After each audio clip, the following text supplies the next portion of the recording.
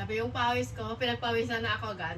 Hi everyone, good afternoon. So ito yung ating tanghalian ngayon. Dahil tinatamad ako magluto, so ito na lang yung aking kakainin. At heto na nga, nabuksan ko na. Bali ito sutanghon. Tapos ito yung mga spices, yung mga pampalasa na nilagay nila. Bali ito spicy.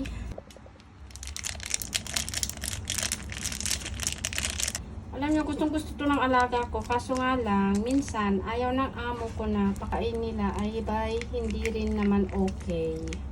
Kasi ito, mga unhealthy food. Bali ito kasi chili sauce. Hindi ko na siya ilalagay kasi mamantika na naman kaya ayoko. Lagyan natin ng hot water. Tapos, haluin lang natin. Mushroom shumai. Shumai to, pero yung flavor niya is mushroom. And then, takpan muna natin. Tapos, balikan natin. Okay guys, so ito na yung ating pagkain. Bali, titikman na natin. Ito siya oh.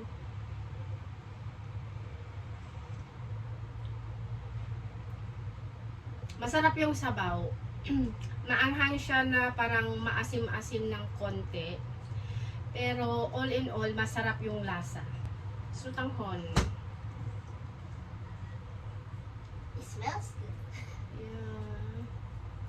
Nandito yung alaga ko. Mainit lang.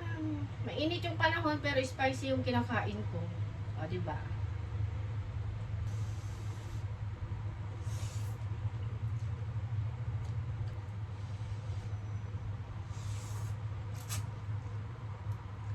Maanghang pero ito yung gustong-gusto ko. Kasi kapag yung hindi siya maanghang, parang ang boring. Yun nga lang kasi pag nasobrahan ko naman, yung sikmura ko, yung ano, sumasakit yung sikmura ko.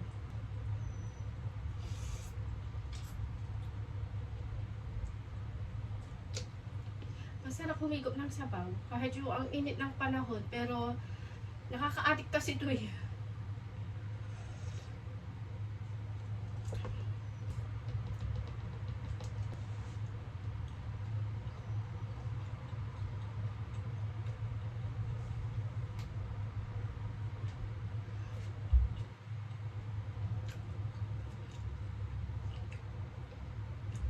Grabe yung pawis ko. Pinagpawisan na ako agad.